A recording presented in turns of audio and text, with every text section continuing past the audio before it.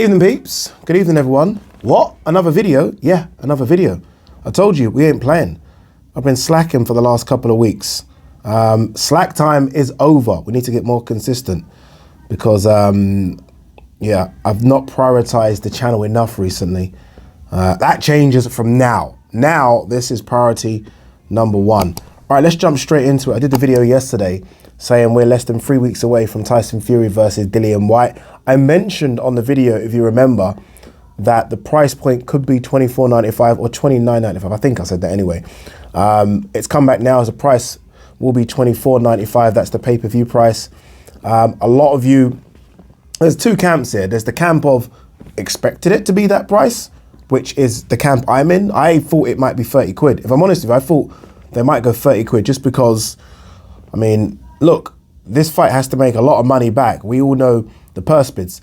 We know how much Tyson Fury's going to get paid. We know how much Dillian White's going to get paid.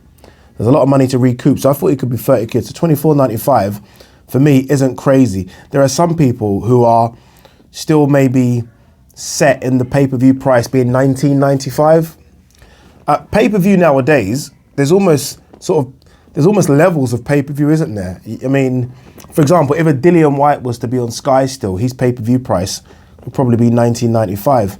AJ, we know, is a $24.95 person when he fights on Sky. So it just varies between the fighters. This was always going to be that price.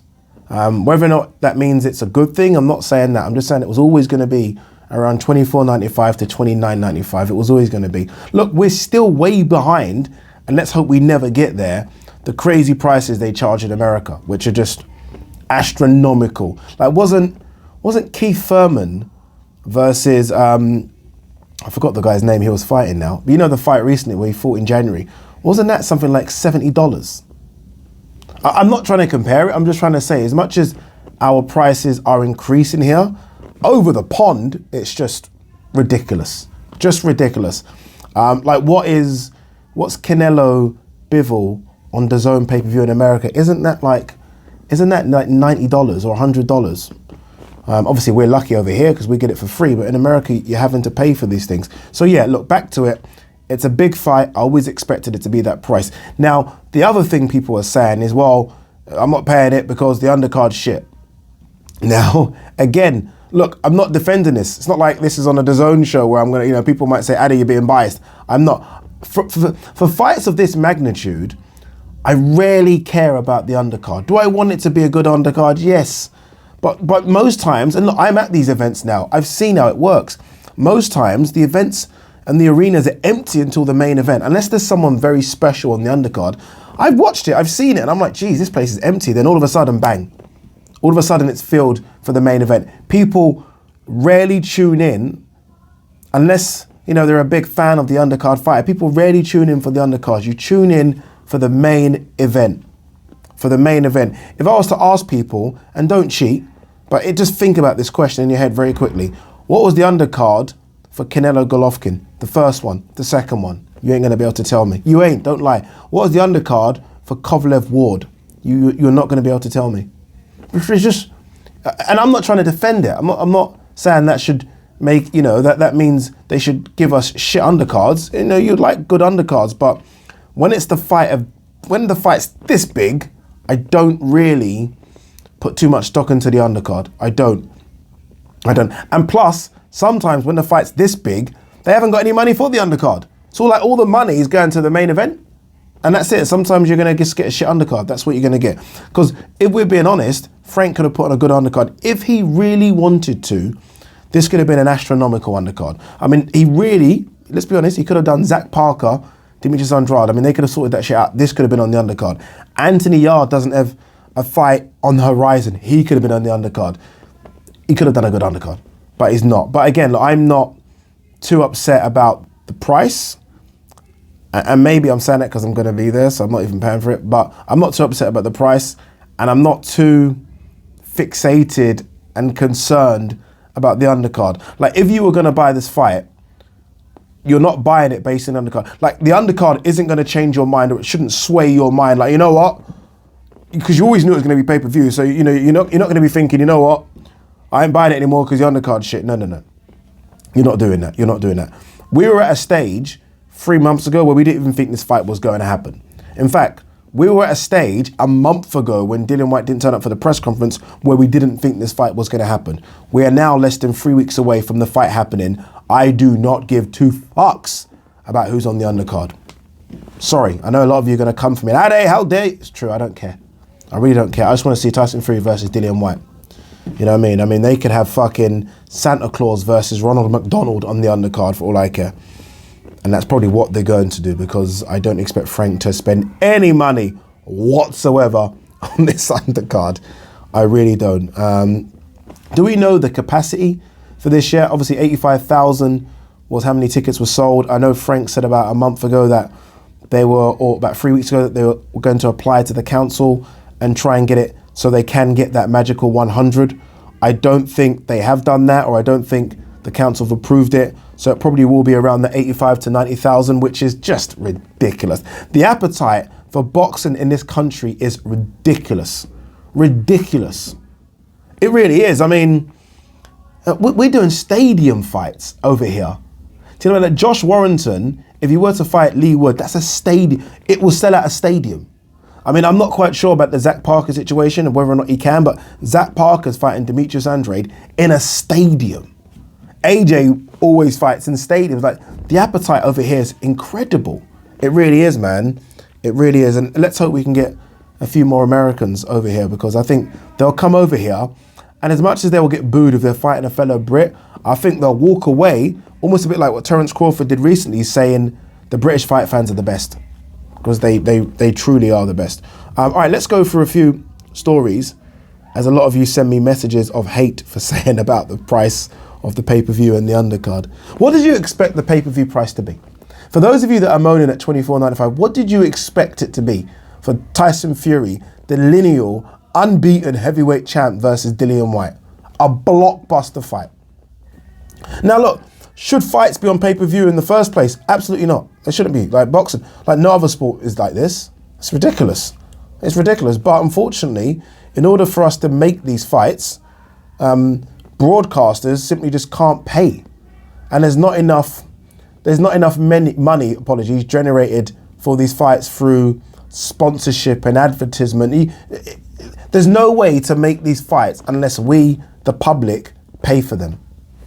Sorry to tell you, there's no way to generate it. I mean, fighters nowadays want millions, and look, good luck to them. Go and get the money. If it's out there, go and get it. But they want so much money. So I mean, look at the purse bid for this fight. It's ridiculous. Honestly, ridiculous. So the only way for these fights to happen is if they're on pay-per-view. As if they're on pay-per-view, people. It's a shame. It's not the way it should work. It doesn't work like this with any other top sport apart from MMA, you know. Remember when the Premier League tried to do pay-per-view for football? Do you remember that? I think they've done it for a week during the lockdown, and fans went fucking bananas, and then it got stopped. I don't know if we as fans need to do something. I don't know what we can do to stop pay-per-view fights from happening. I have no idea how. I mean, some people will say don't tune in. I'm fucking tuning in for Dillian Whyte Fury, so leave me out of that petition. All right, let's see what we've got to talk about. What's going on? Clarissa Shields, I don't want any excuses when I beat Savannah Marshall. Let's just make the fight. Enough talk. Enough talk. Yuriorkis Gamboa. When I beat Isaac Cruz, I want the rematch with Gervonta Davis. I don't think both of those situations are going to happen. I expect Isaac Cruz to win, so he won't get the rematch. Errol Spence here saying, if I would have fought Pacquiao, I probably would have been blind and lost my career. Yeah, he's come through a lot. I think people forget about what's happened with Errol. Well, people don't forget, but no one really talks about it. The last couple of years, what was it? Was it a torn or detached retina? Which sometimes can be that for fighters. The car crash. I mean, he has to thank his lucky stars that he's still fighting, because he could have been dead. I mean, if you've seen the footage of that car going, you ain't survived. Or okay, you might survive it, but you're paralyzed. Or you might survive it, but you can't box again. The fact that he's even boxing and looking good, it's crazy. Golovkin feels great at my age, but admits fighting at 40 might be one of my issues. Is he actually 40 now, or gonna be 40? Let's have a look. Old, isn't it, Golovkin? Golovkin is 40 the 8th of April. So he's 40 by by the time fight night rolls around, geez, he's getting on in it. He's getting on. What's this? Anything? Just looking at a bit more. Shakur Stevenson is confident that Terence Crawford could handle Jermell Charlo. Don't know, man. Jermell Charlo big, but Terence Crawford's strong. Did you guys see Terence Crawford doing the deadlift? I think he had on 4 plates on each side, so 80 kilos on that side, 80 kilos on that side, and the bar. That's no joke. 180 kilos he pulled for a guy that's, I'm guessing at the time, probably weighed about 160, 165 max. That ain't a joke. Terence Crawford's super strong, but I mean, Jermell Charlo is very good as well. It's not like Jermell Charlo is just big. It's not like it's, you know, that Terence Crawford is so much better boxer than Jermell Charlo. I think he is a better boxer, but it's not light and day between the two. Jermell Charlo is very, very good. Obviously, Charlo's got work against Castano coming up, a fight that I think he lost, but they do it again. It was a draw last time out. Devin Haney, big fights can be made if you truly want them. Yeah, which big fights can be made if fighters maybe ask for less, which I don't think they should.